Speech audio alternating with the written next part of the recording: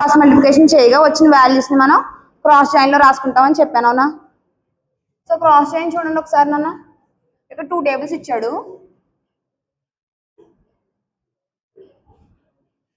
ఏంటి, product table ఒకటి, stores table ఒకటి. ప్రొడక్ట్ టేబుల్ ఏముంది,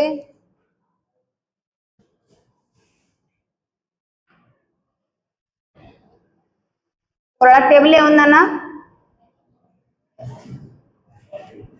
ప్రొడక్ట్ ఐడి, ప్రొడక్ట్ నేమ్ ఉంది. నెక్స్ట్ స్టోర్స్ టేబుల్ ఏముంది, స్టోర్స్ ఐడి, స్టోర్స్ నేమ్. ఒకసారి చెప్పండి అవి. Product ID, product name.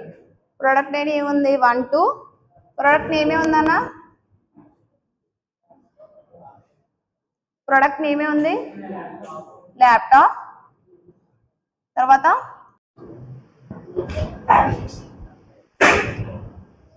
So store ID ఏముంది 101, 102. స్టోర్ నేమ్ ఏముంది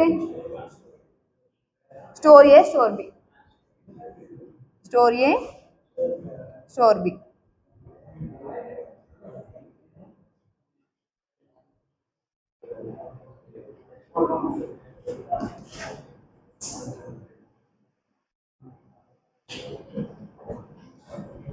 అవుట్పుట్ టేబుల్లో మనకి ఏం కావాలంట, ప్రోడక్ట్ యొక్క నేము, స్టోర్ యొక్క నేము కావాలంట. అర్థమవుతుందా. అవుట్పుట్లో మనకి సెలెక్ట్ ప్రొడక్ట్ నేము, స్టోర్ నేమ్ అన్నాడు. అంటే ఏంటి, అవుట్పుట్లో మనకి ప్రొడక్ట్ నేము, స్టోర్ నేమ్ కావాలంట. చూడండి, సెలెక్ట్ ప్రొడక్ట్ నేము, స్టోర్ నేము అంటే మనకి ఏం అవుట్పుట్లో కావాలి, ప్రొడక్ట్ నేము, స్టోర్ నేమ్ అవుట్పుట్ కింద కావాలి. చూడండి,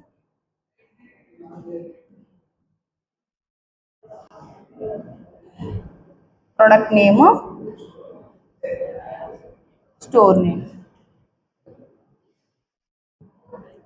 అంటే ఏం చేస్తారు, ప్రొడక్ట్ నేమ్ అంటే ల్యాప్టాప్, ఫోను. తర్వాత స్టోర్ ఏ, తర్వాత స్టోర్ బి.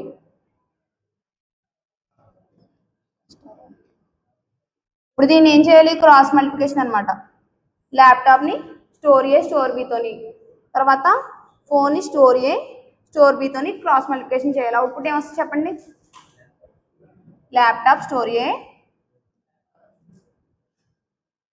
ఏమొస్తుంది, laptop store A, laptop store B.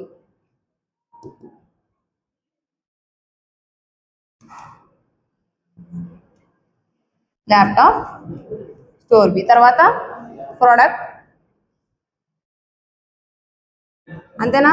Laptop తర్వాత ఏమొచ్చింది, ఫోన్. ఫోన్ కూడా సేమ్ క్రాస్ మల్టిప్లికేషనే కదా. So phone,